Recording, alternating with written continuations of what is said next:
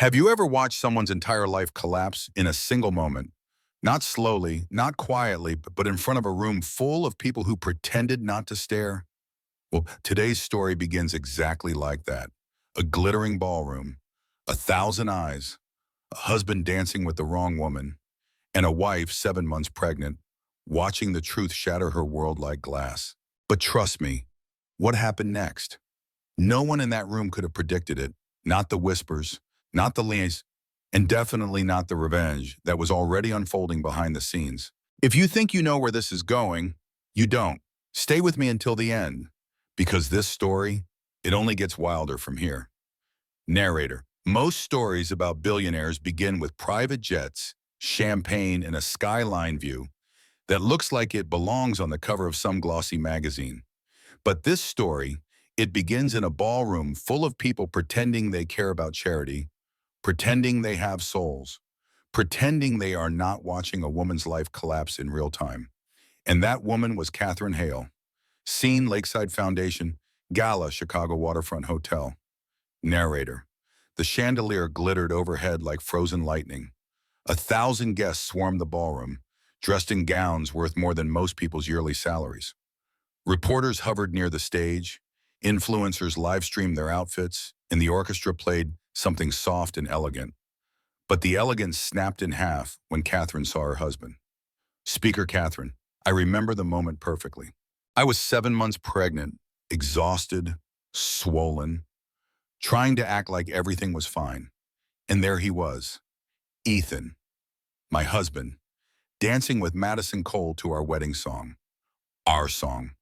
Narrator, Ethan Hale, billionaire tech real estate mogul, held his mistress with a kind of tenderness he had not shown Catherine in months, maybe years.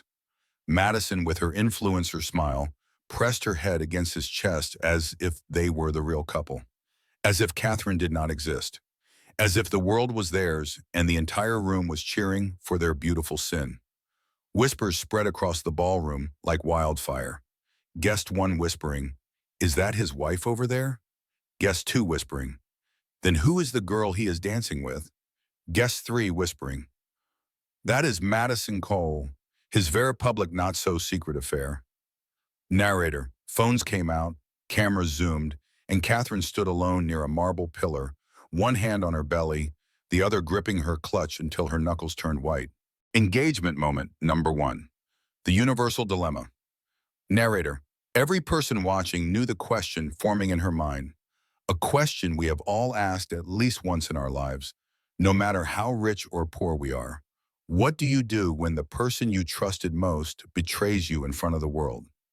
Speaker Catherine, I felt humiliated, angry, sick all at once. But mostly, I felt invisible, like I had been erased. Narrator, Ethan twirled Madison as the orchestra swelled into the chorus. He did not look toward Catherine once. Not once. The guests looked at Catherine the way people look at a car crash, horrified, fascinated, unable to turn away. Grace Hale, Ethan's older sister, approached Catherine with a small glass of sparkling water. Grace softly, I am so sorry. I should have warned you. I saw them walk in together, but then I froze. Narrator. Grace had that kind of quiet, sardonic humor that always made her seem slightly out of place at billionaire events. Tonight her voice trembled. She looked ashamed and angry, but her anger was not aimed at Catherine. Speaker Catherine, Grace, it is fine. I am fine. Well, Grace, you are not fine. No one would be fine watching that. Catherine, Ethan is spiraling, and my father is pushing him to make even worse decisions. Narrator, Catherine stiffened. Jared Hale, the Hale family patriarch, a man who believed weakness should be exterminated, not comforted. He despised Catherine from day one, called her the accessory wife, the beautiful decoration, the womb. Suddenly a hand touched Catherine's shoulder. Jared Hale, there you are. I have been looking for you. Narrator, his voice carried a self-assured coldness, the tone of a man who believed he owned not just his wealth, but the people orbiting around it. Jared Hale continued, you should not be standing alone. People are talking, and you know how important image is tonight. Investors are here. Speaker Catherine, investors? That is what you care about, not your son dancing with another woman? Jared Hale, Marriage is complicated, Catherine. What matters is you carrying the hale air. That is your role tonight. Look radiant, look supportive, and do not cause a scene. Narrator. The words hit Catherine like a slap. Her chest tightened, her throat burned, but she did not cry. She refused to cry in front of him. Speaker Catherine, excuse me. Narrator. Catherine turned and walked away. Not quickly, slowly, deliberately, with the kind of poise a woman uses when she is holding herself together by a thread. Scene. Ladies' restroom. Narrator. She entered the restroom and locked herself into the farthest stall, the one with a mirror directly across from it. Catherine looked at her reflection. Her dress was navy blue, Ethan's favorite color. A color she never liked. A color that made her feel muted, diluted, erased. Speaker Catherine. Who am I? When did I stop being myself? Narrator. She placed a hand on the curve of her pregnant stomach. The baby kicked gently, as if reminding her that she was still alive, still here, still someone. Her phone buzzed. Text from Ava Torres, her best friend and attorney. Are you ready? Narrator. Ava was the sharp-tongued, brilliant legal hurricane who had been telling Catherine to leave Ethan for 2 years. Catherine typed with shaking fingers. Speaker Catherine reading text. Yes, tonight. Narrator. Ava's reply came instantly. Text from Ava. Good girl, leave quietly. I have everything prepared. Evidence files, secure contacts, a safe route out of the city. Just follow the plan. Narrator. Catherine inhaled slowly. For the first time in months, clarity struck her like a lightning bolt. She was done. Done forgiving, done shrinking, done pretending. Speaker Catherine. I am leaving. Tonight. Narrator. She wiped her eyes, fixed her hair, and stepped out into the hallway with a calmness that terrified her. Scene, ballroom entrance. Narrator. Guests continued laughing, drinking, dancing. Ethan and Madison were still on the dance floor, their bodies pressed too close to be decent. Catherine walked to the coat check counter, attendant whispering kindly, leaving so soon, Mrs. Hale? Speaker Catherine. Yes, I am not feeling well. Narrator. She put on her coat and headed toward the exit, but just before stepping outside, she turned her head for one last look. Ethan still did not see her. Madison did, and Madison smiled. Narrator. That was the moment Catherine Hale made her decision with absolute certainty. She walked out of the gala. No goodbye, no warning, no witnesses, and within the next 14 days, the Hale empire would burn. Narrator. When Catherine Hale stepped out of the gala into the cold Chicago night, the sound of the orchestra faded behind her. The billionaire husband, the glittering gala, the mistress in a couture dress, all of it stayed locked inside that ballroom like a bad dream. Out here, the air felt sharp and real. Her phone buzzed again. Text from Ava. Car is waiting on the side street. Black sedan. Driver is ours. Do not look back. Narrator. Catherine walked down the stone steps, one hand on the railing, the other instinctively protecting her belly. Her heels clicked against the pavement in a rhythm that sounded like a countdown. She turned the corner and saw the sedan idling under a street lamp. The driver stepped out, a woman in her 40s, hair pulled into a tight bun. Driver. Mrs. Hale. Speaker Catherine. Catherine is fine. Driver. I am Lena. Ava sent me. Get in, please. We should not linger. The billionaire crowd inside loves drama, but they also love cameras. Narrator. Catherine slid into the back seat. As the car pulled away from the hotel, she finally allowed herself to exhale. Speaker Catherine. It felt like leaving a stage where I had been performing for years. I did not know who I was off that stage, but I knew I did not want to play that part anymore. Narrator. The city lights blurred past the windows. Lake Michigan shimmered dark and endless. Lena glanced at Catherine in the rearview mirror. Lena. Ava asked me to tell you something, her exact words. Remind Catherine she is not crazy, she is not overreacting, and she is allowed to leave a billionaire jerk even if the world thinks she is insane. Speaker Catherine. A faint laugh. That sounds like Ava. Narrator. The laugh surprised her. It felt rusty, like a drawer that had not been opened in years. Scene change. Ava's office, earlier that month. Narrator. To understand why Catherine vanished from that gala night, You have to go back a few weeks. Back to the moment she finally walked into Ava Torres' law office and said the words she had almost choked on for 2 years. Speaker Catherine. Ava, I think I want a divorce. Narrator. Ava did not gasp. She did not say, I told you so. She simply closed the door, handed Catherine a tissue, and sat on the edge of her desk. Ava. Say it again. Louder. Speaker Catherine. I want a divorce. Ava. Good. Now we can work. Narrator. Ava Torres was not impressed by billionaire husbands. She grew up in a cramped apartment above a grocery store, the daughter of immigrants who taught her that respect mattered more than money. She had built her legal career on protecting women who married powerful men, and then realized too late those men believed power meant ownership. Ava opened a folder already labeled Hail Ethan. Speaker Catherine, surprise. You already have a file on him? Ava. Honey, I started this file the first time you showed up with mascara streaked down your cheeks saying, it is my fault. He is under a lot of stress. I knew this day would come. I was just waiting for you to get tired of the gala, the billionaire ego, and the humiliation. Narrator. Catherine stared at the folder. It felt like staring at her own life on paper. Joint accounts, trust documents, prenuptial agreements. Things she had signed when she was in love and naive and thought the word billionaire meant security, not control. Ava flipped through pages. Ava, tell me everything. No filters, no excuses for him. Speaker Catherine, he was not always like this, or maybe he was and I just did not see it. Narrator. She told Ava about the early years, before the gala nights and the private jets, when Ethan was just a hungry entrepreneur with a rented office and a cheap suit that never fit quite right. He had been charming, ambitious, endlessly optimistic. He told her she was the only person who truly understood him. He used words like team and partnership and empire. Narrator.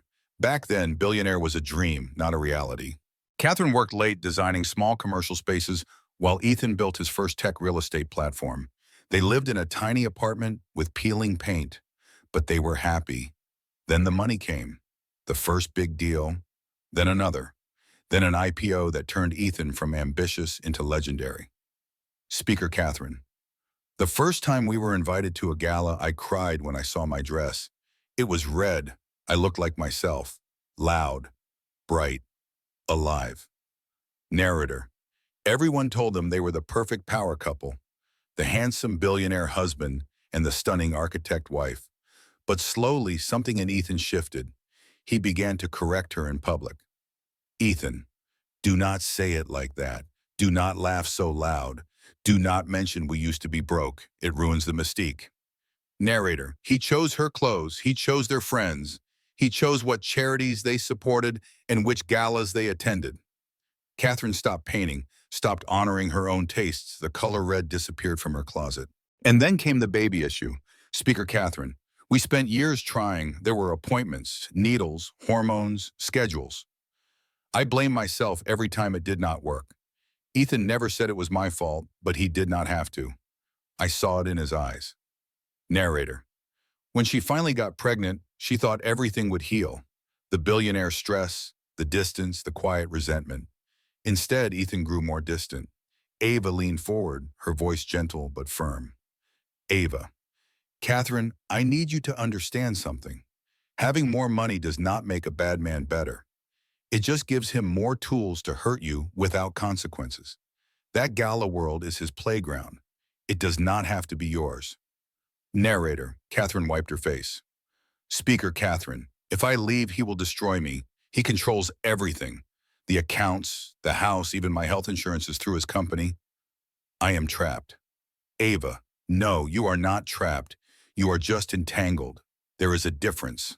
Entanglement can be undone with paperwork, strategy, and a lot of courage. Narrator. Ava pulled out a checklist.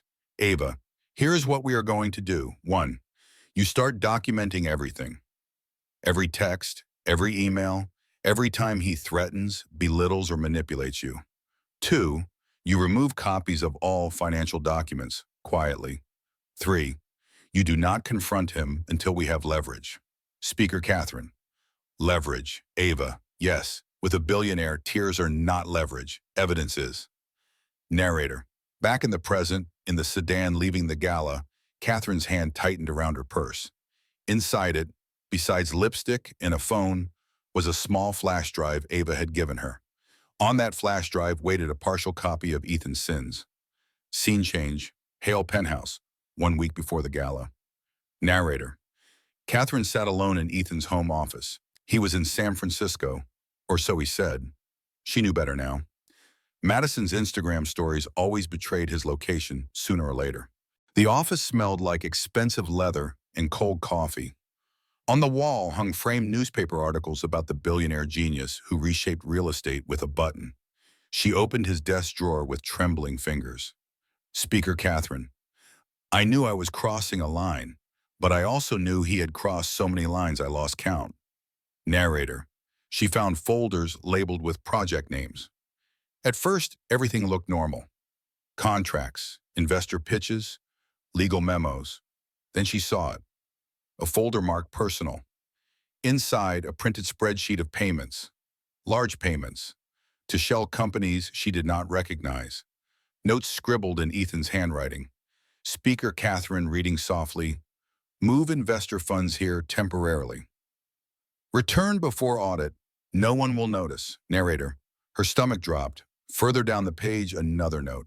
Speaker Catherine reading, if Catherine becomes a liability, execute prenuptial clause B, freeze joint assets, use mental health justification if needed. Narrator. Her hands shook so badly she had to sit down. This was not just betrayal, this was premeditated destruction. She pulled out her phone and snapped photos. Page after page, document after document. Narrator. That night, sitting alone in the penthouse, surrounded by marble and glass and billionaire toys, Catherine realized the truth. Speaker Catherine. I was not married to a man anymore. I was married to an empire, and the empire would not let me go without drawing blood. Narrator. She sent the photos to Ava with a single line. Text from Catherine. Is this enough leverage? Ava's reply. It is a start. Keep going, quietly. Narrator. So Catherine kept going. She found hidden emails, risky side deals, proof of Ethan using investor money like his personal casino, all while playing the part of doting husband at every gala. Back in the car leaving the hotel, Catherine looked out at the city one last time. Speaker Catherine, it is funny. People think the shocking part of my story is that the billionaire lost everything when I disappeared.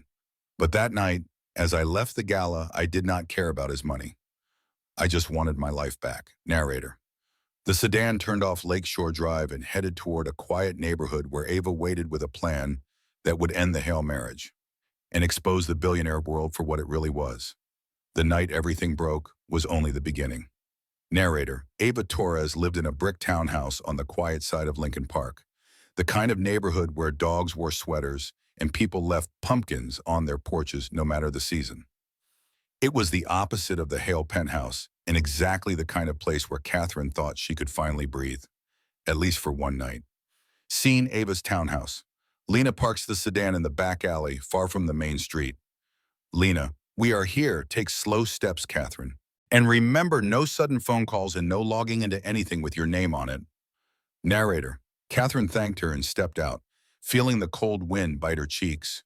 The townhouse looked warm and safe, golden lights spilling through the kitchen curtains. She rang the bell. The door flew open. Ava Torres. There you are. Get inside before the neighbors start peeking.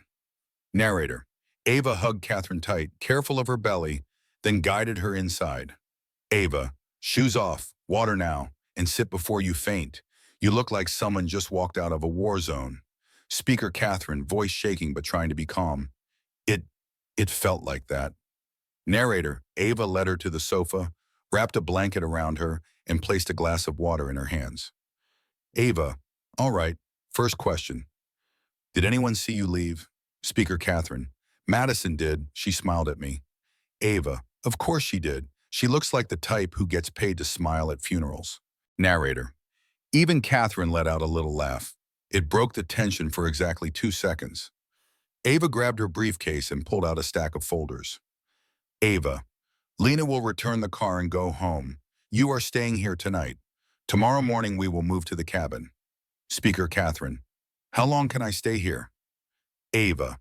No more than 12 hours. I know it feels safe, but this place is too easy to find. Ethan knows I live here. Narrator, Catherine's breath caught. Speaker, Catherine, you think he will come here? Tonight? Ava, if he panics enough, yes.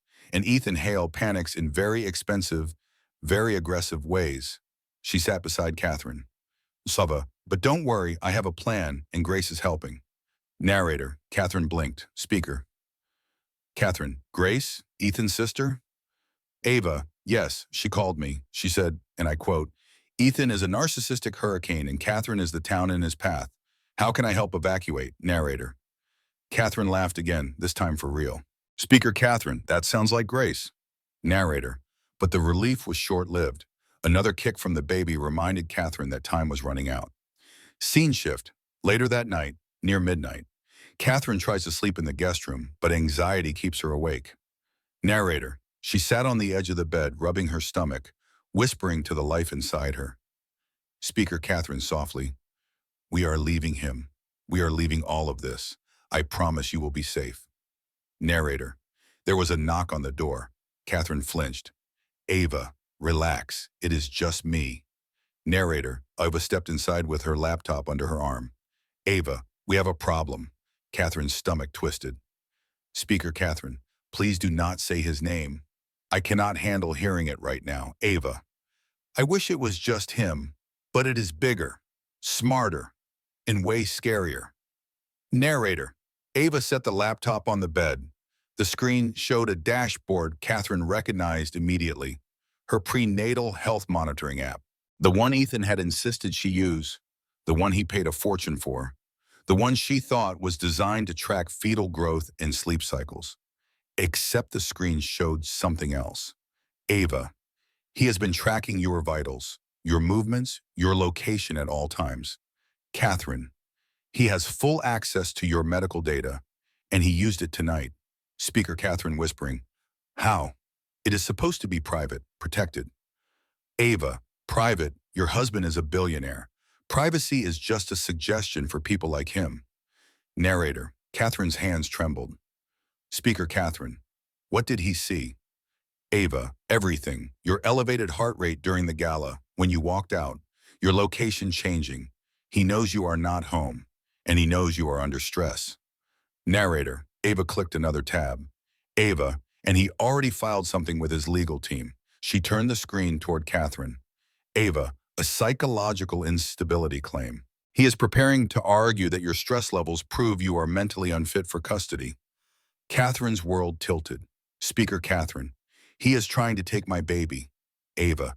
Yes, and he is moving fast, which means we have to move faster. Narrator. Catherine pressed both hands to her face. Speaker, Catherine. I thought this place was safe.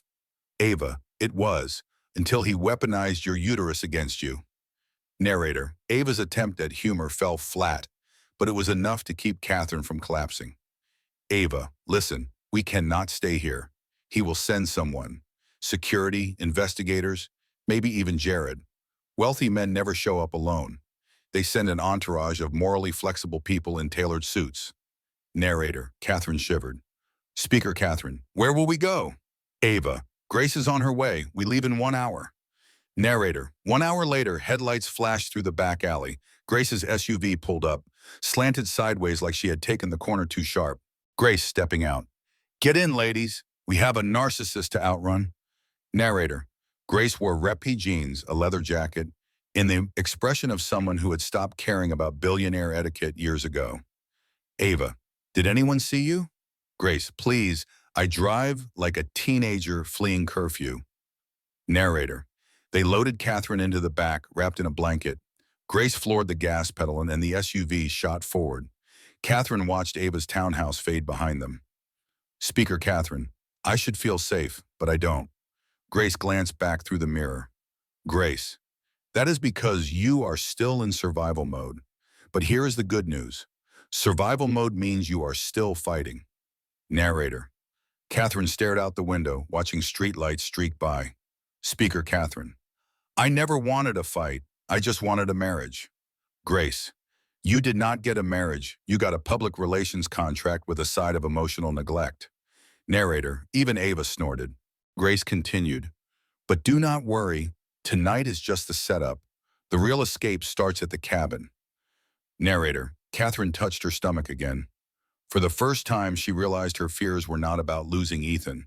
They were about becoming free, and freedom, she was learning, always had a price. But staying too long had an even bigger one.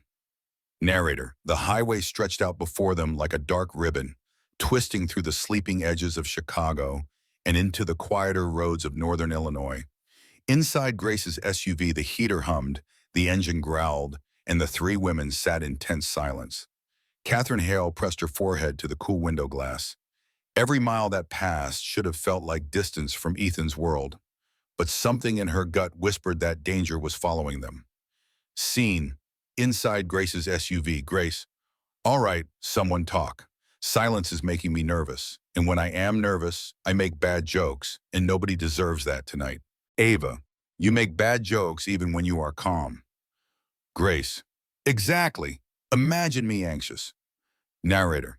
Catherine appreciated the attempt at humor, but her nerves were shot. Speaker Catherine. How far is the cabin? Grace. 3 hours, give or take. It is secluded, barely on the grid, and has no security cameras. Which is good, because if it had cameras, Ethan could hack them and live stream us eating cereal. Narrator. Ava checked her phone. Ava, I disabled your prenatal tracking app, but knowing Ethan, he will not give up easily. He will guess you left the city.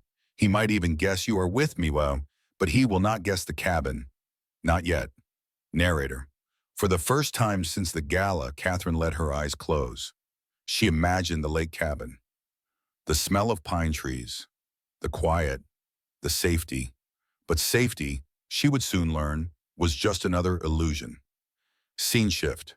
1 hour later, near the Wisconsin border. Narrator. Grace slowed the SUV as they approached an old toll plaza. Only 2 lanes were open. Traffic was minimal, just a few semi-trucks and a police cruiser parked off to the side. Ava sat up straighter. Ava, why is a cop car sitting at a toll at 2 in the morning? That is weird. Grace shrugged. Grace, maybe he is bored, or eating donuts, or bored while eating donuts. Narrator, they rolled slowly toward the toll booth, and then it happened. Disaster 1. The police cruiser pulled out sharply and flashed its lights.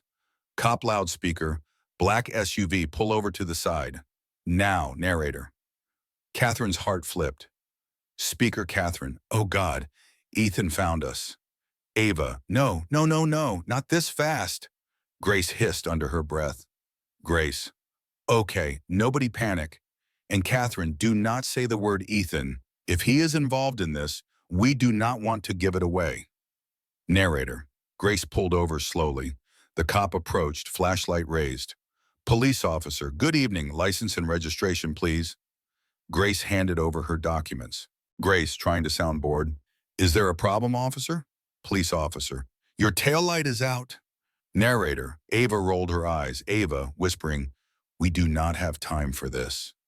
Police officer looking in the back seat. Ma'am, are you all right? You look pale. Speaker Catherine.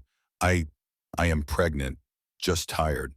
Police officer. Long night. Grace, you have no idea. Narrator. The officer studied them for a long moment. Catherine could feel sweat forming at the back of her neck.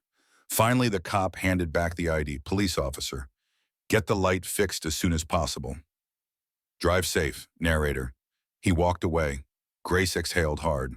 Grace.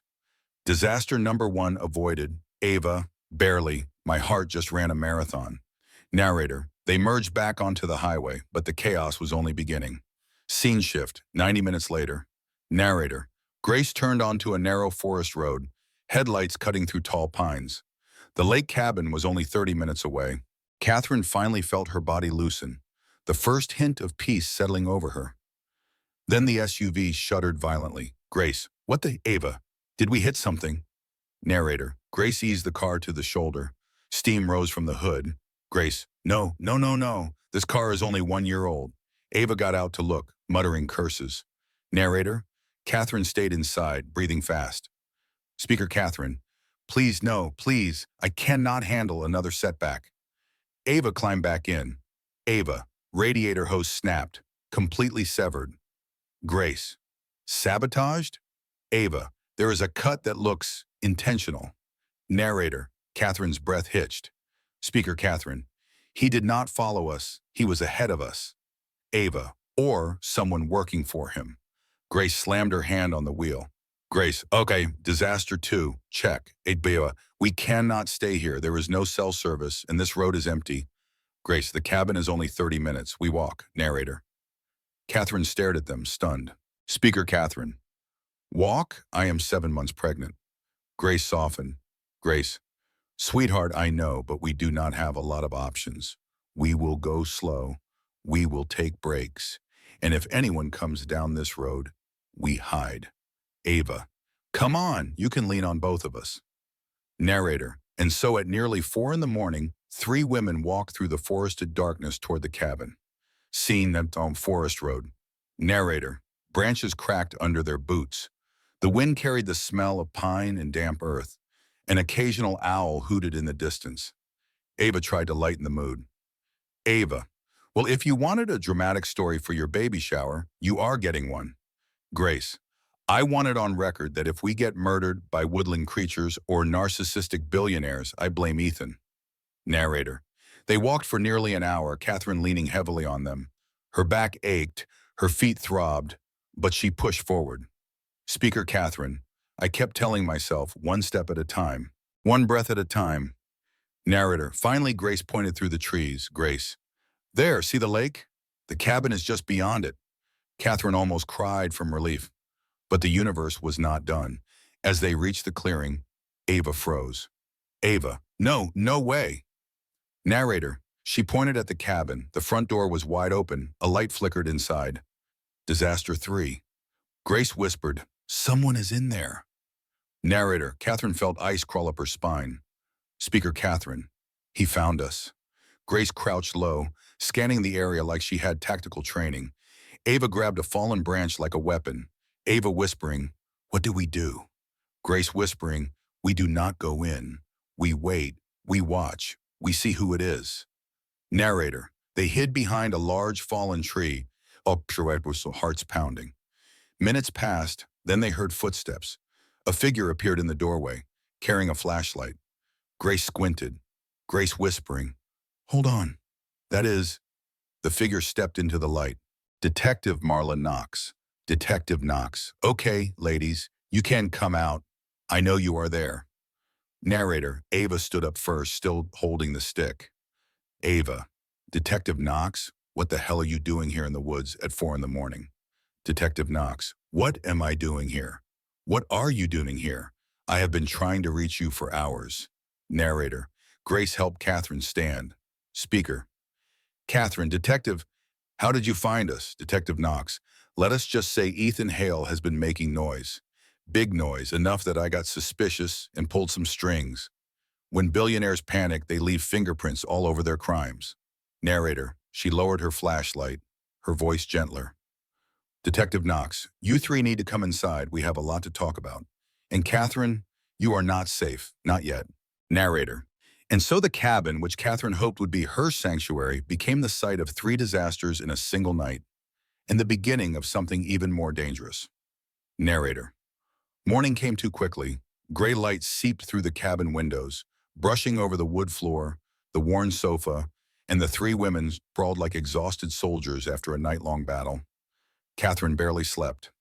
Every sound outside, a cracking branch, a gust of wind, an owl landing on the porch, jolted her awake. But by dawn, she finally understood the truth. She was not running from a bad marriage. She was running from a war she never signed up for. Detective Marla Knox paced the small living room, a mug of black coffee in hand. She looked like she had not slept in a week, but she also looked sharper than anyone else in the cabin. This was a woman who thrived at the edge of chaos.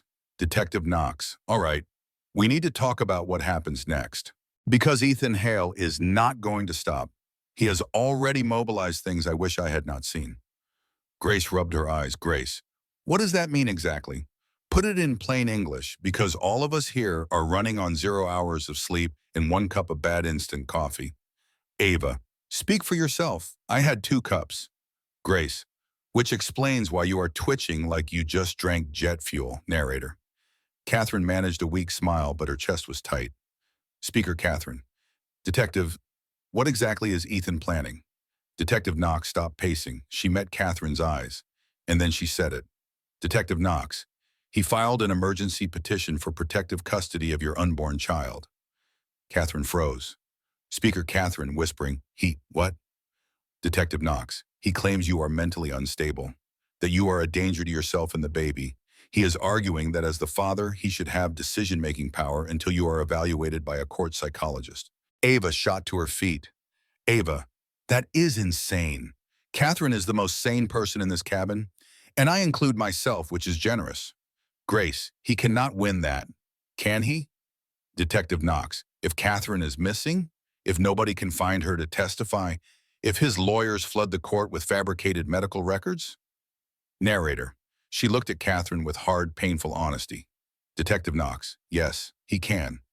Catherine felt herself sway, and Ava grabbed her hand. Ava, breathe, you need to breathe. Speaker Catherine, he wants to take my baby? He said she was a miracle. He said, Detective Knox, he said whatever you needed to hear. Catherine, people like Ethan do not want children. They want legacy, control, power, and he is terrified that you took his power away the moment you left that gala. Narrator, Catherine lowered herself onto the sofa, holding her belly as if someone were trying to pull the baby from her. Grace moved beside her. Grace, we will fight this. We will not let him win. Detective Knox, there is more. Ava groaned. Of course there is. Why wouldn't there be? Bring on disaster number 4. Detective Knox, Catherine, you need to know the truth about Jared. Narrator, the name sliced through Catherine like a cold blade. Jared Hale, Ethan's older brother, dead for 13 years. Everyone believed he drowned after falling from a boat on the Hale family lake property. Catherine had heard the tragic story during her engagement. The Hales spoke of Jared like a ghost that haunted their wealth. Catherine swallowed hard. Speaker Catherine, what about Jared? Detective Knox sat down across from her. Detective Knox, the accident was not an accident. Grace exhaled sharply. Grace, Marla, what are you saying? Detective Knox, I am saying Ethan knew more about Jared's death than he ever told anyone. A week before Jared drowned, he and Ethan fought. Witnesses from the old staff said it was brutal. And Jared? Jared kept telling people he was going to expose something big. Ava, expose what? Detective Knox, no one knows. That is what I am trying to find out. But here is the part you need to hear, Catherine. Narrator, Knox lowered her voice. Detective Knox, Ethan has been following the same pattern with you that he followed with Jared just before the drowning. Catherine stiffened. Speaker Catherine, patterns? What patterns? Detective Knox, surveillance, isolation, psychological pressure, quiet manipulation of your medical records, controlling your appointments, even modifying your insurance access. Exactly what he did to Jared. A cold shiver crawled down Catherine's spine. Speaker Catherine, why? Why me? Detective Knox, because you got too close. You married into a family full of secrets, and then you became pregnant, a variable Ethan could not control fully. He is predictable in one way. When he cannot control someone, he destroys them. Narrator. Catherine felt the world tilting sideways. This was the second time she thought she was safe. First was leaving the gala. Second was reaching the cabin. Both times, the truth blindsided her harder than the last. Ava knelt in front of her. Ava, Catherine, listen to me. You leaving him? That was the smartest thing you ever did. But we need to be smart now, too. Grace, which means we need a plan before he finds this place. Detective Knox nodded. Detective Knox, exactly. He has already activated 3 private security contractors. If any of them track your route, they will search every cabin near this lake. Narrator.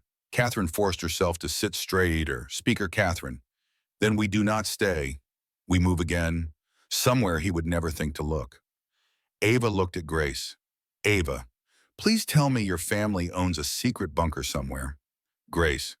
No bunker, but my aunt in Michigan has a goat farm. Ava. A goat farm? That is your big solution? Grace. It is secluded, no cell towers, no neighbors, and goats do not snitch. Narrator. Catherine almost laughed. Almost. Speaker Catherine. It could work, at least until we figure out how to stop him legally. Detective Knox.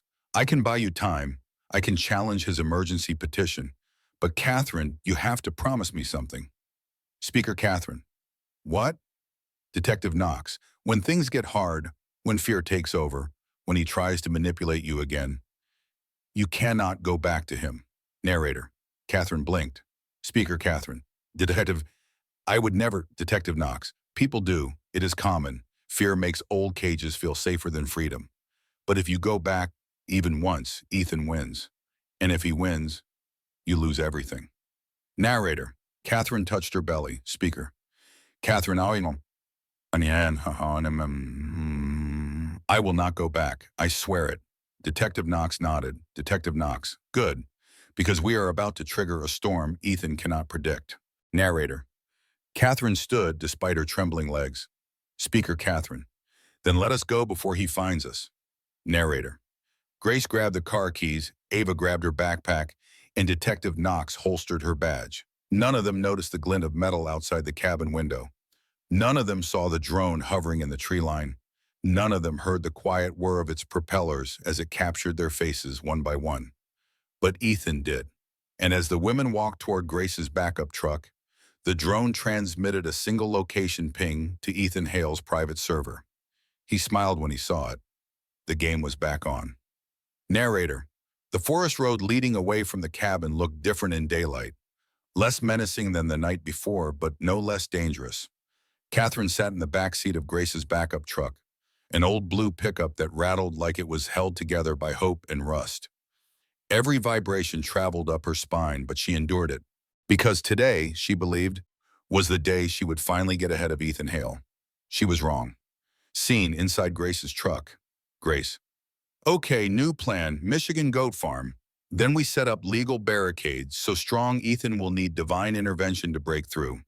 Steps 1 through 5, easy. Step 6, try not to get headbutted by goats. Ava, I once got headbutted by a goat. Worst date of my life. Grace. Why was a goat on your date? Ava. Focus, Grace. Narrator. The humor helped briefly, but Catherine's nerves tightened again every time she felt her baby shift inside her belly. A Detective Knox sat in the front passenger seat, phone pressed to her ear, voice low and sharp. Detective Knox. No, I need the petition halted immediately. Pause. No, you listen to me. A billionaire ordering emergency custody of a child not even born yet is suspicious as hell. If we let this through, we are setting a dangerous precedent for every woman in the state.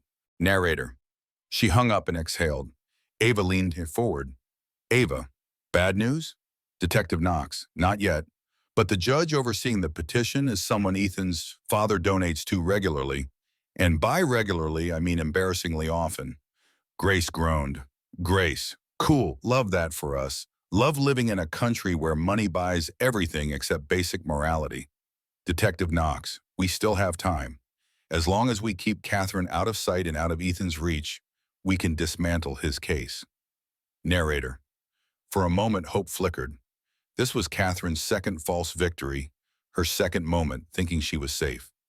Sunlight glimmered off the lake as they drove past the trees. Birds scattered in their wake. Catherine settled deeper into her seat. Speaker Catherine, if we can reach Michigan, maybe I can breathe again. Narrator. But she had barely finished the sentence when Ava stiffened. Ava. Grace. Slow down. Grace. Why? Ava pointed through the windshield. Ava. Because that is not good. Narrator. Ahead, blocking the narrow forest road, was a black SUV with tinted windows. Grace hit the brakes. Grace. Are you kidding me? Here? In the woods? At 7 in the morning? Detective Knox unbuckled her seatbelt. Detective Knox. Everyone stay in the truck. Narrator. A man stepped out of the SUV, not Ethan. That would have almost been easier. This man was taller, broader, dressed in private security gear. Detective Knox whispered, Detective Knox, that is one of Ethan's contractors. I have seen him before. He is not here to talk. Ava. Oh, great. Just what we needed. A walking refrigerator with a gun. Detective Knox. Ava, be serious. Catherine, stay low. Narrator, Detective Knox stepped out of the truck, hands raised, badge visible. Detective Knox, Chicago PD, identify yourself and state your reason for blocking the road. Security contractor, we are conducting a private search operation. Pause. Step aside. Detective Knox, this is a public road. You have no jurisdiction. Security contractor, move. Narrator, the man's cold expression made Catherine's blood run cold. He was not here for negotiation. Grace whispered urgently. Grace. Ava, call 911. Ava checked her phone. Ava, no signal. Grace, of course not. Why would anything be easy today? Narrator, the contractor stepped closer to Detective Knox. Security contractor, you are interfering with a high-priority retrieval. Detective Knox, say the name. If you are looking for Catherine Hale, you are violating state and federal law. Security contractor, step aside. Narrator, Detective Knox did not move. Catherine saw the contractor's hands shift toward his belt, not toward a gun, toward restraints. He was planning to take her. Speaker Catherine, whispering, Grace, back up, turn around now. Before Grace could move, another SUV rolled in behind them, sealing off the road. Ava, this is bad. This is really, really bad. Grace, we are boxed in. What do we do, Marla? Detective Knox yelled without turning. Detective Knox, we fight. Narrator, and then everything erupted. The security contractor lunged. Detective Knox intercepted him, twisting his wrist and slamming him against the hood of the truck. The two struggled violently. Grace floored the gas, ramming the SUV, blocking the front. But her truck was too old, and the SUV was too heavy. The truck bounced back. Ava grabbed a wrench from the glove compartment. Grace apparently kept it there for emergency personality adjustments, and climbed halfway out the window. Ava, I swear if this guy touches us, I am reintroducing him to gravity. Narrator, Catherine struggled to breathe. Her worst nightmare was unfolding. Not in a courtroom, not through legal manipulation, but out here, in the woods, where no one could help her. Another contractor opened the door of the rear SUV and approached the truck. Grace panicked. Grace, we need to get Catherine out, now. Detective Knox still grappling with the first contractor. Stay in the truck. Too late. A loud crack split the air. A tree branch snapped off and crashed onto the hood of the first SUV, sending debris flying everywhere. The contractors ducked. Detective Knox seized the distraction and tackled the first man to the ground. Grace shouted, Grace, Catherine, now, out the side, go. Narrator, Ava helped Catherine out of the passenger side. Catherine's legs barely held her, but they ran, or rather Ava half-dragged her, into the trees. A contractor followed. Ava yelled behind her, Ava, run! Catherine, I swear on my fourth cup of coffee, you better run faster. Narrator, they crashed through branches. Leaves whipped their faces. Catherine's lungs burned. Her baby kicked wildly, sensing danger. They reached a slope, nearly tumbling down the hill. Grace and Detective Knox were still fighting behind them. Catherine could hear shouting, engines revving, a struggle she could not see. Ava pulled her behind a fallen log. Ava, breathe, do not move. Narrator, they crouched there, trembling. Catherine pressed a hand to her stomach, whispering, Speaker Catherine, I am sorry. I am so sorry. The forest went quiet, eerily quiet. Ava whispered, Ava, maybe they left. Narrator, for a moment, Catherine believed it. Her third moment of false safety, her third illusion of rescue. Then a voice echoed behind them. Security contractor number 2, found you. Narrator, Ava spun around. Catherine froze. The contractor stepped forward, taser raised. A gunshot ripped through the forest. The contractor dropped. Detective Knox appeared behind him, breathless, gun drawn. Detective Knox, get up, both of you. We are leaving, now. Narrator, Grace sprinted behind her, limping, blood on her arm. Grace, truck is totaled, but their SUVs are not. Detective Knox, good, steal one. Narrator, and so they did. 3 women, 1 injured detective, 1 furious attorney, and 1 terrified pregnant woman, climbed into Ethan Hale's private security vehicle and drove straight toward the Michigan border. Narrator, The stolen SUV barreled down the back roads toward Michigan, its engine growling like a furious animal. Catherine sat in the rear seat, cradling her stomach, whispering to the baby who kicked with anxious rhythm. Grace drove with both hands locked on the wheel, her injured arm still bleeding through her jacket. Detective Knox sat in the front passenger seat, wiping blood from her forehead, jaw tight, eyes narrowed with focus. Ava kept turning around from the back seat to check the road behind them. Ava, no cars, no drones, no psychopath billionaires. I hate saying this, but are we actually safe for once? Grace snorted. Grace, do not jinx it. You have terrible luck. Remember the goat incident? Ava, that goat was hostile. I stand by this. And by. Narrator. Despite the humor, Catherine couldn't shake the pounding sense of dread. Her heart beat hard against her ribs. And for the first time since the gala, she dared to ask, Speaker Catherine, Detective, you said Jared wanted to expose something Ethan was hiding. What was it?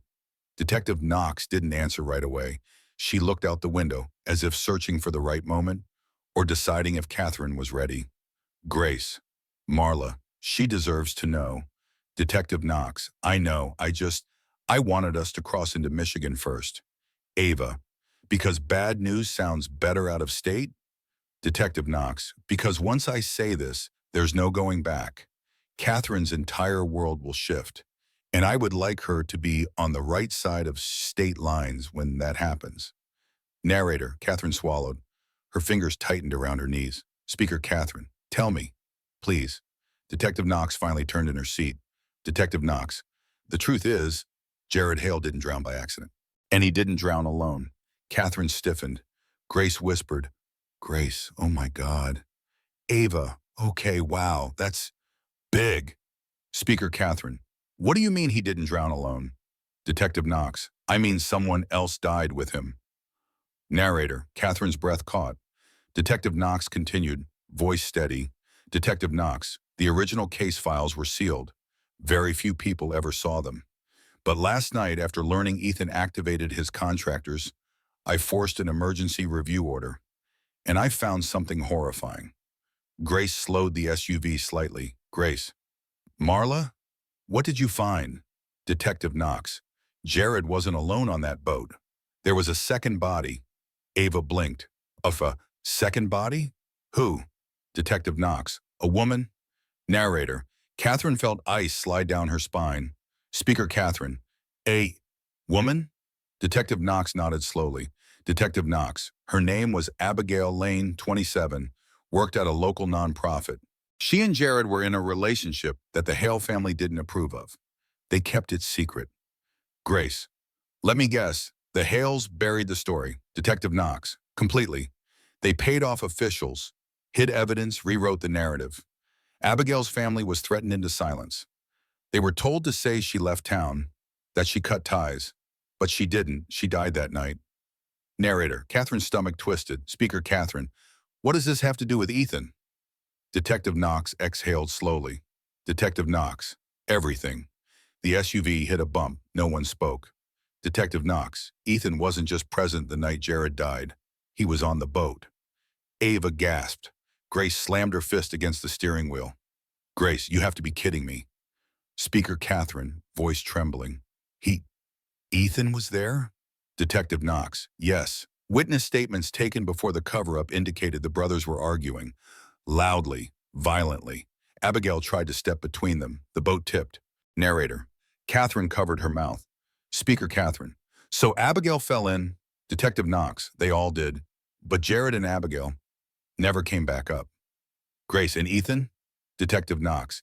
He was pulled out by staff who arrived minutes later. And from that moment forward, the Hales scrubbed the story clean.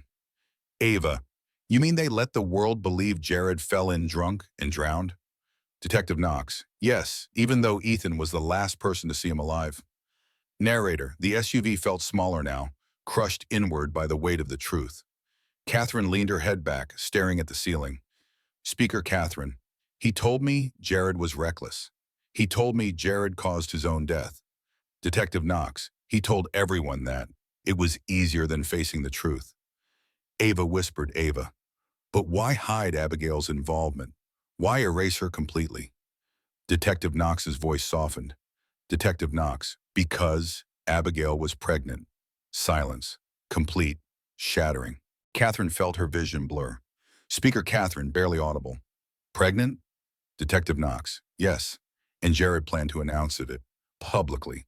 He was going to name her, claim her, and bring down the family for trying to separate them. Ava pressed her hand to her forehead.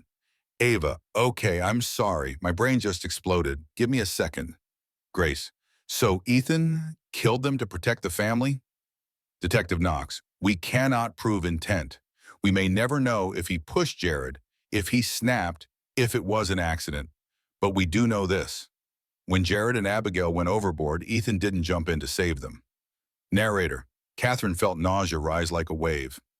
Speaker Catherine, and now he's doing it again. To me, to my baby. Detective Knox, yes, because the moment you became pregnant, you became a threat. If you walked away, you could expose him. The same way Jared tried to expose him. Narrator, Catherine pressed both hands over her belly as if shielding the child inside her from a monster who had taken too much already. Grace spoke quietly. Grace, Catherine, you did not marry a broken man. You married a dangerous one. Ava, and now we are dealing with the aftermath of his oldest secret. Narrator, Catherine's voice cracked. Speaker Catherine, what if he hurts us the way he hurt Jared and Abigail? Detective Knox turned in her seat, meeting Catherine's eyes with fierce certainty. Detective Knox, I will not let that happen. I swear it. Narrator, but even as she said the words, Knox's phone buzzed. She grabbed it, glanced at the screen, and her face drained of color. Ava noticed first. Ava, uh-oh, that is a bad face. That is your serious bad face. What is it? Detective Knox looked at Catherine. Detective Knox, Ethan just filed a second emergency petition. Grace, on what grounds? Detective Knox, on the grounds that Catherine Hale has been abducted by two women and a rogue detective and is in immediate danger. Ava threw her hands up. Ava, oh, come on. We save her and we get turned into kidnappers? Rude? Grace, we are officially fugitives. Love that for us. Narrator, Catherine's pulse thundered. Speaker Catherine, what does that mean? Detective Knox, it means every police department from here to Detroit will be looking for this SUV. It means we cannot go to the goat farm. It means Ethan just escalated this into a statewide manhunt. Narrator, Catherine closed her eyes as her world tilted. This wasn't just about survival anymore.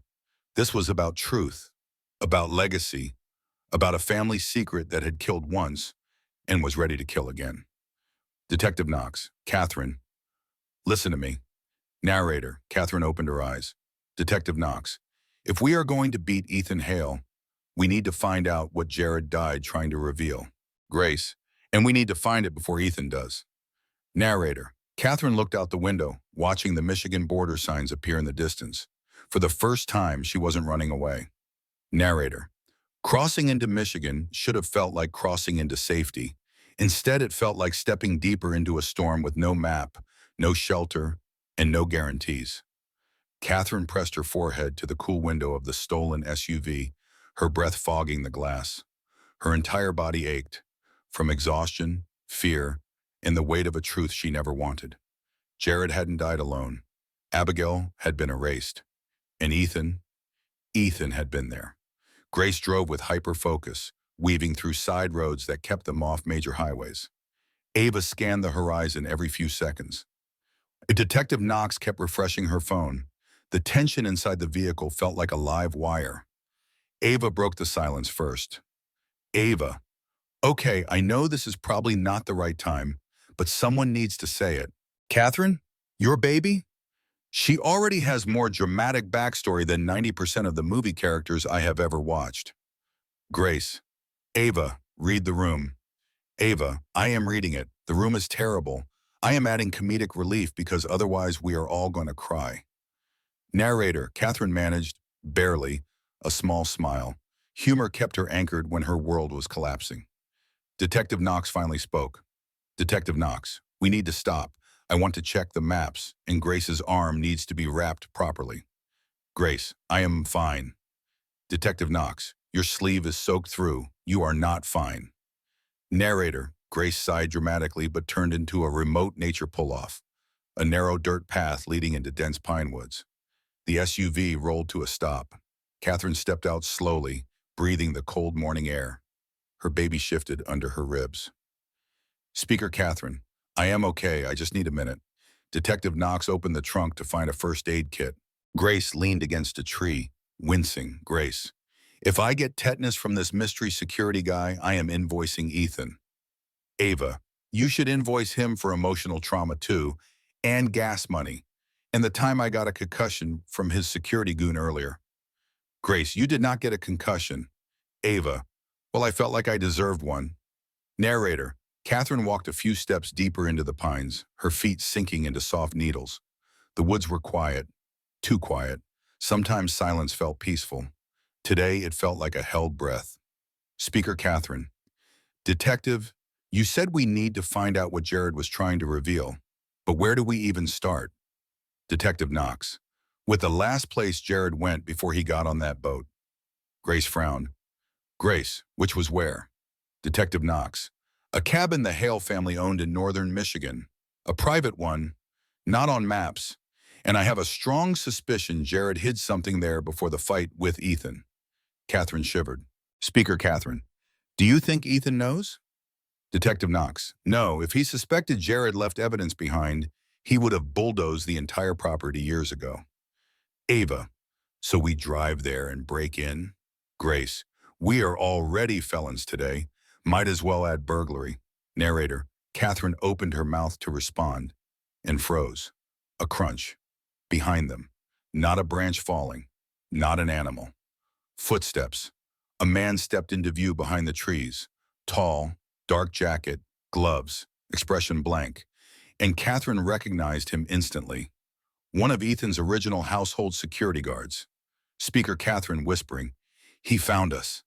The guard lifted a taser. Ava shouted, Ava, oh, run! Narrator, the group scattered instinctively. A crackle of electricity flashed past Catherine's ear as she stumbled behind a tree. Detective Knox, spread out. Do not cluster. Grace, he is not alone. I hear two more.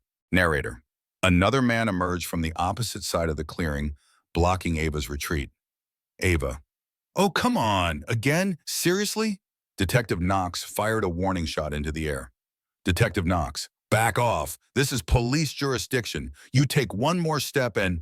A third contractor appeared behind her and grabbed her arm, twisting the gun from her hand. Grace screamed, Grace! Marla! Narrator, the world exploded into chaos.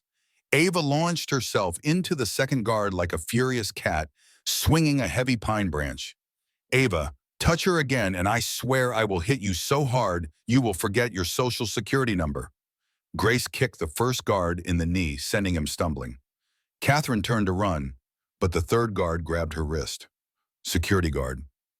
Mrs. Hale, your husband is worried. You need to come with us. Speaker Catherine. No, let me go. Narrator. Her heart pounded. Her baby kicked frantically. She pulled back with all her strength, but the guard held tight. Security guard. We can do this the easy way or the hard way. Speaker Catherine. I choose neither. Narrator. Catherine twisted, remembering what Detective Knox said about shifting your weight, not your strength. She slammed her elbow backward into the guard's ribs. He grunted. A small victory, but only small. A taser cracked behind her. Catherine felt the sting, not on her skin, but close enough that the sound ripped through her chest. She stumbled. Her knees buckled. Grace screamed her name. Ava shrieked, Ava, do not hurt her. She is pregnant, you absolute fossil-brained donkey. Narrator, Detective Knox punched the man grappling her and reached for Catherine. Detective Knox, stay with me. Catherine, stay upright. Keep breathing. But Catherine felt dizzy. Her vision blurred. Her baby kicked once, violently, and then everything tilted. Speaker Catherine, voice weak. No, not now. Not now. A guard lunged toward her again, and then a thunderous blast echoed through the woods. Bang! The guard jerked forward and collapsed. Grace stood behind him, holding a flare gun. Grace, back off. I am not armed, but I am very creative. Narrator. The remaining guards hesitated. A siren wailed faintly in the distance. approaching rapidly. Detective Knox. They called in local units. Go. Now, narrator. They sprinted. No, Catherine was half-dragged. Back to the SUV. Ava shoved Catherine into the back seat. Ava. You are okay. You are okay. Stay with us. Grace jumped in and slammed the door. The SUV roared to life. Detective Knox shouted, Detective Knox, seat belts, now. Narrator. They sped away, the forest disappearing in a blur. But Catherine was fading. Speaker Catherine. Something is wrong. Ava pressed her fingers to Catherine's wrist. Ava. Pulses fast, breathing shallow. Grace. Drive faster. Grace. We need a hospital. Detective Knox. No. If she goes to a hospital, Ethan will find her within 20 minutes. Ava. She cannot breathe, Marla. Narrator. Catherine clutched her stomach. Sharp pain tore through her abdomen. Speaker Catherine, barely audible. The baby. Something is wrong with the baby. Terror, real, bone-deep terror. This was her darkest moment. The lowest valley in her journey. The moment she feared she would lose everything, including the child she had risked her life to save. Detective Knox shouted, Detective Knox, there is a private midwife clinic 10 miles from here. Off the grid, no electronic records. Turn left after the next crossroads.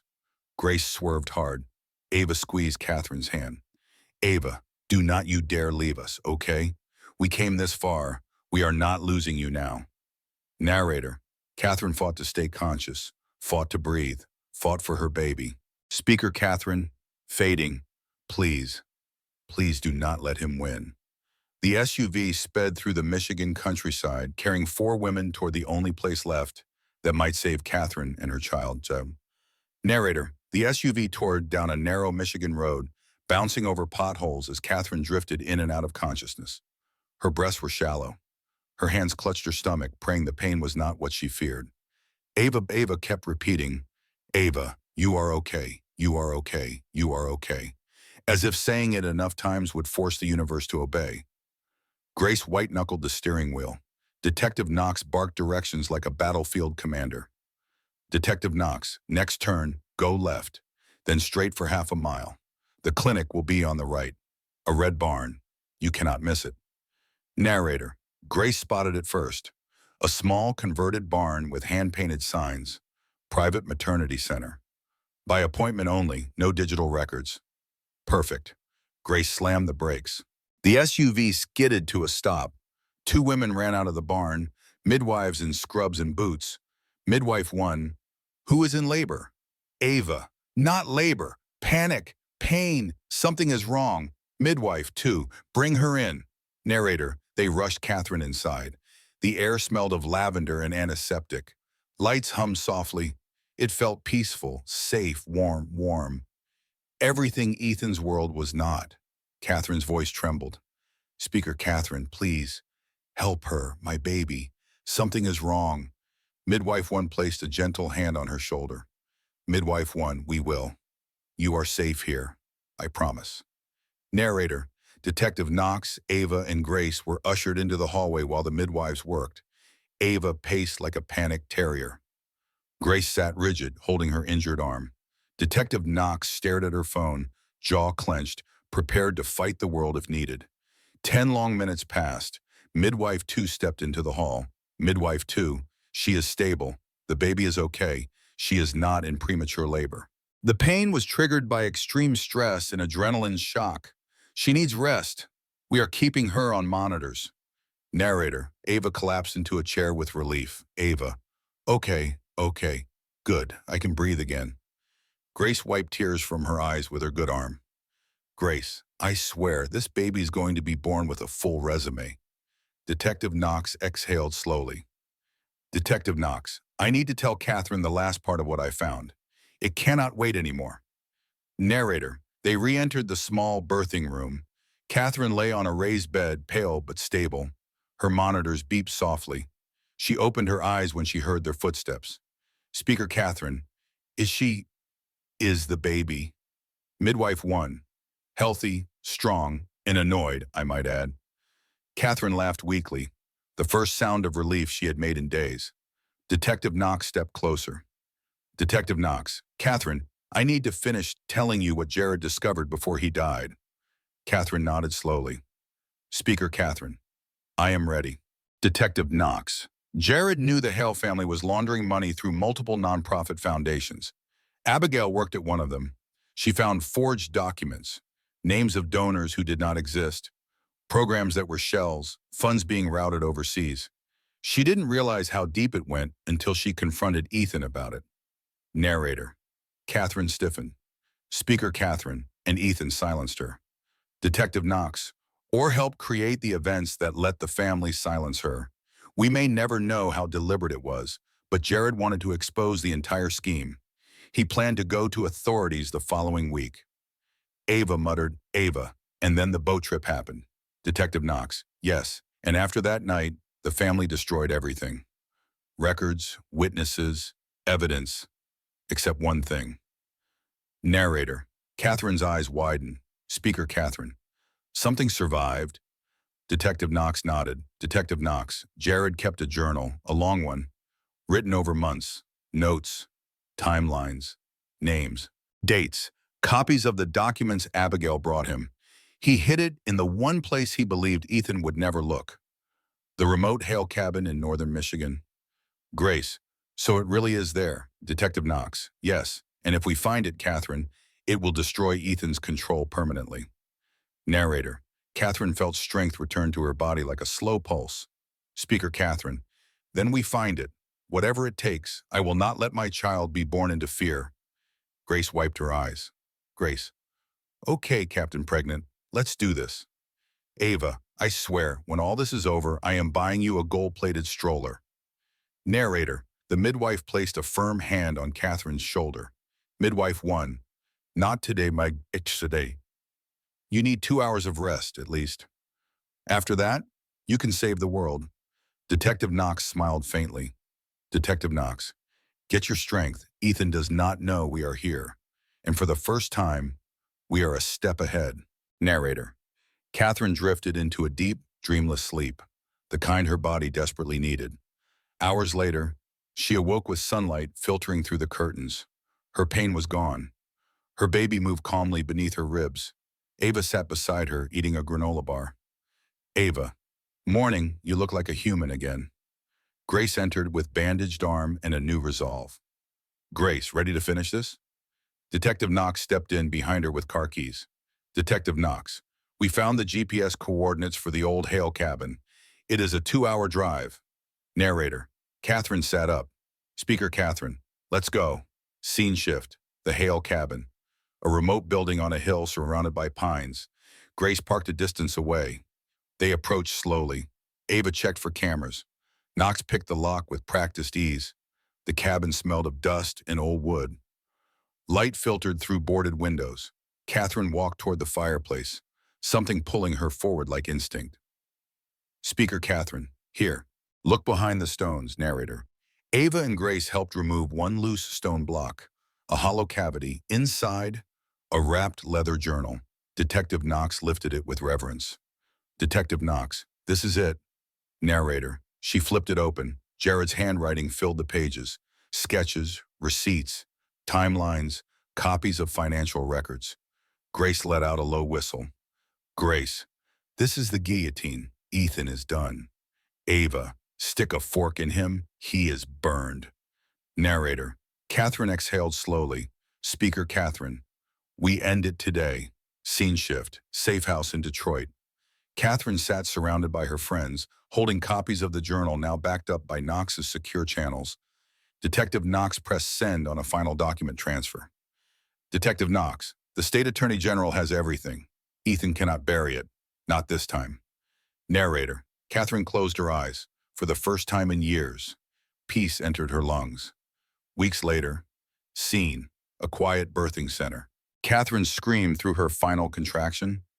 A nurse encouraged, Nurse, one more push. You can do it. Narrator, and then a cry. Sharp, beautiful, alive. Midwife 1, a baby girl, strong lungs, healthy heartbeat. Ava sobbed dramatically.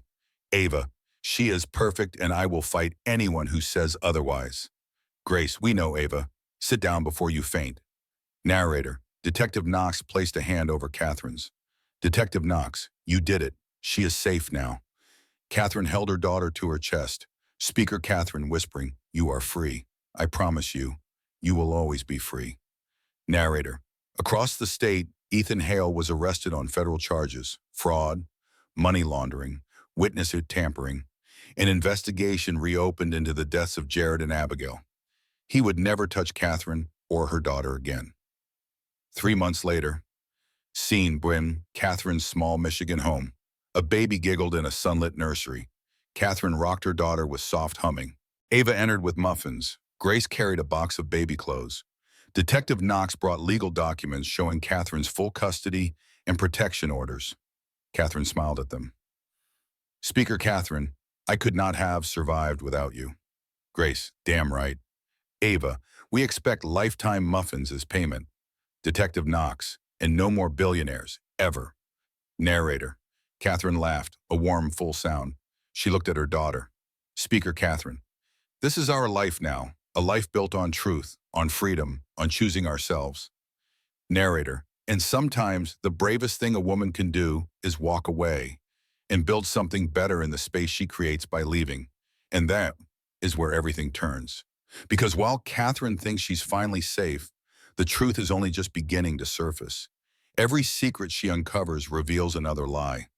Every step forward pulls her deeper into a world far more dangerous than she ever imagined. What happened to Jared? What Ethan is truly hiding? And why Catherine was never meant to survive long enough to find out. But the next chapter, that's where the real storm begins. And trust me, you do not want to miss what's coming. If you want part 2, the twists, the betrayal, the moment everything explodes, make sure to like, comment, share, and subscribe so you're here when the truth finally comes out.